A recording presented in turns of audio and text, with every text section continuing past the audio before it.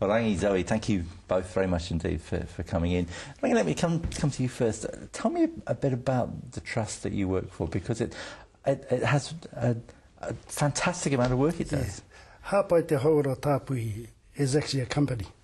It's limited, and it was established by Ahika Manawhenua, Ngāti Whātua, Te Runa no Ngāti Whātua, Raukura Hauora o Tainui, as well as Waitakere Trust.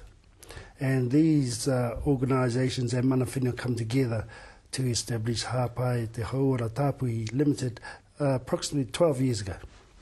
And that was with the view that Hapai Te Hauora would act in a manner similar to the Māpos, where the funding from the Ministry of Health would be channelled through to Hapai, which would be in turn channeled out to these three organisations.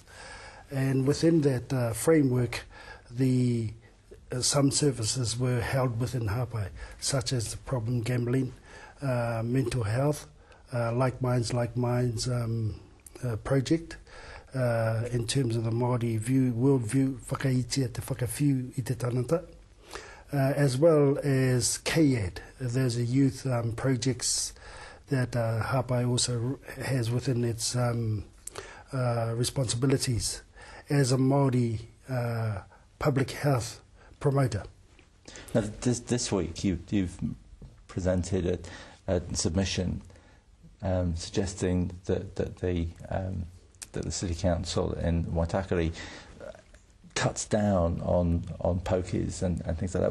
What is it that you actually want the council to do? One of the focuses of that submission, and my colleague Zoe will expand on that later on, is that they looked at the example that Manukau City Council has put into place in terms of the sinking-led policy. What that entails was that whenever a venue closed down, it couldn't be replaced. How big a problem is gambling within the Māori community? Well, it's massive. We're one of the most at-risk populations when it comes to problem gambling, and a lot of that has to do with where they're placed. They're placed in communities where there's a high percentage of Māori. In their lower socio-economic areas often. So, of course, because they're in our communities, we have access to them, and access and availability is a determinant of problem gambling, a high determinant of problem gambling. So what knock-on effects does that have on? Yeah, well, we have whānau isolation, people, withdrawing from mixing and mingling with their whānau, with their iwi, with their hapu. We have poverty, we have child neglect, we have domestic violence, we have whānau breakdown. Poverty is massive, I think, out of all of that. I mean, often we're struggling anyway to pay the bills, and pokies look great to win a bit of extra money, but it ends up spiralling out of control, and we end up worse than what we were when we first arrived at the entrance of that pokie venue.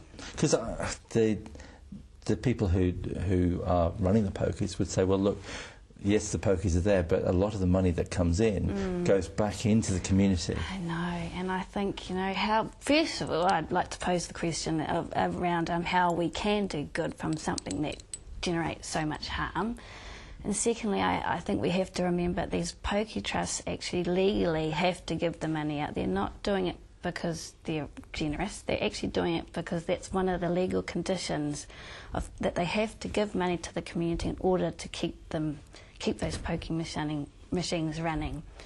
And on top of that, Māori don't see a lot of the money that they put in the machines. We're the ones who put it in, yet we only get 1% back. Throughout New Zealand, directly, 1% of money comes back to Māori directly.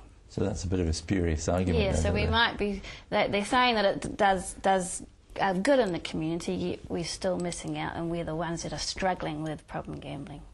So in Manukau they already have a sinking lid policy, so that means that as a pokie goes, it doesn't get replaced. Yeah. Are you seeing yet an effect within the community?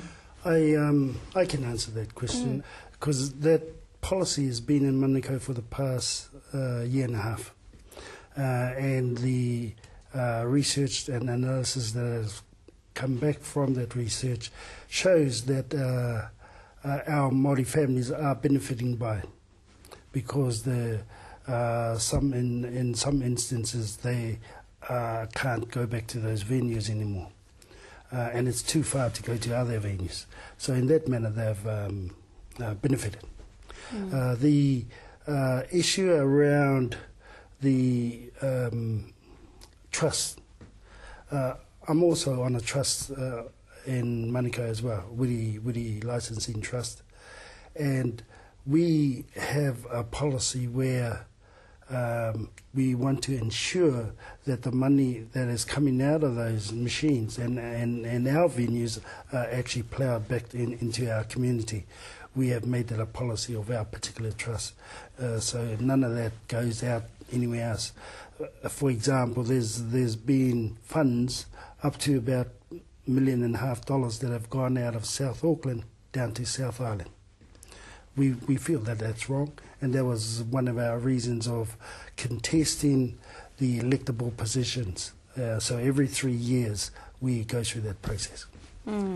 And you know, Wiri Licensing Trust is probably one of the only licensing trusts in Aotearoa that have voted for a sinking lid policy.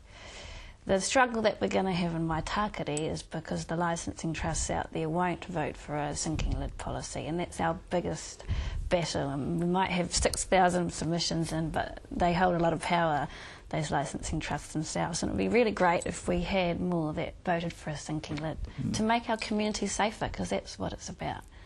So when will you find out what the outcome is?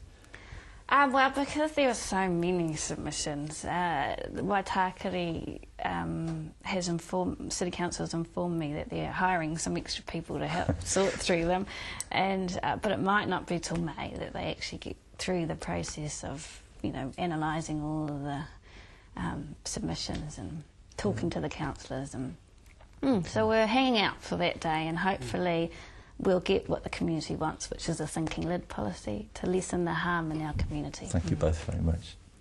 Thank you. Kia ora.